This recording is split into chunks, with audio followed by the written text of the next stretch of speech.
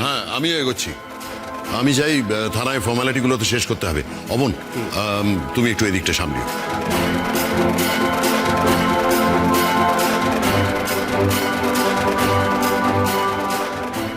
তোমরা যদি ভেবে থাকো অর্জুন মল্লিককে ভেঙে গুড়িয়ে দিচ্ছ, তাহলে কিন্তু তোমরা ভুল করেছো।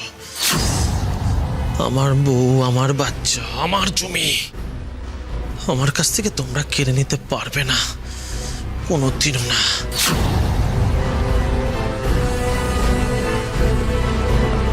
এর খেসারত তোমাদের দিতেই হবে। বর্দিমা একবার ফুলদিকে ডাকবো? না,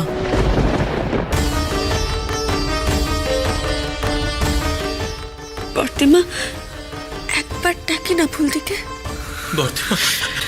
বর্দিমা বলছিলাম, যাওয়ার আগে একবার ছেলেটাকে দেখে যেতে দিন।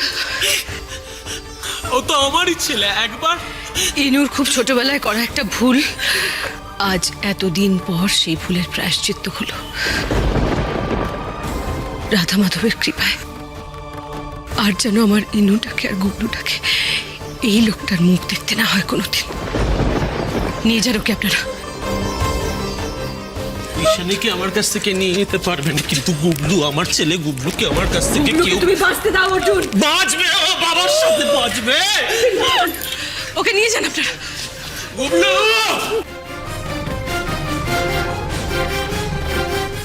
ঈশানী, এই বুলেট, বুলেট, দেখ তোর বাবাকে ধরে নিয়ে যাচ্ছে। আয় একবার, আয় ঈশানী। এই বুলেট, বুলেট, একবার আয় বুলেট, তোর বাবাকে ধরে নিয়ে যাচ্ছে।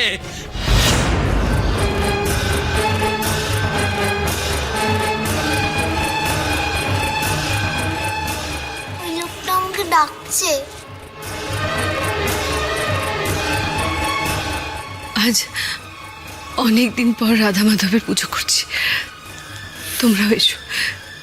আমার রাধা মাধবকে একটা প্রণাম করে যাও।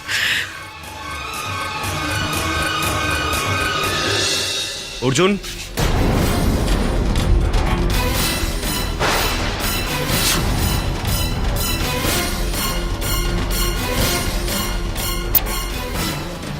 তোমার সাথে আমার কিছু কথা আছে।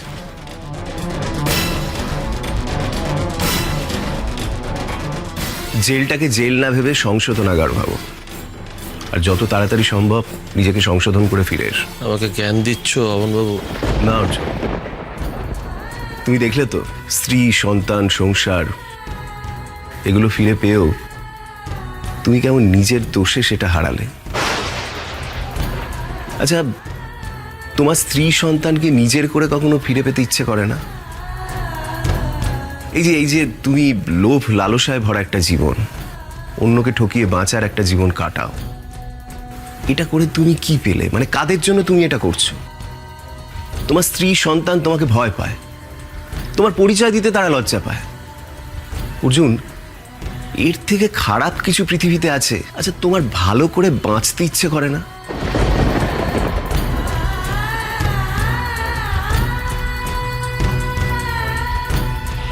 স্ত্রী সন্তান আমার কারোর প্রতি কোনো টান নেই।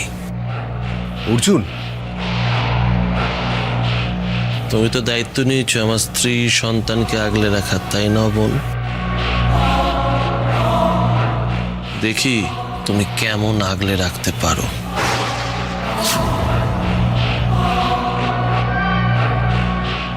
চলো চলো।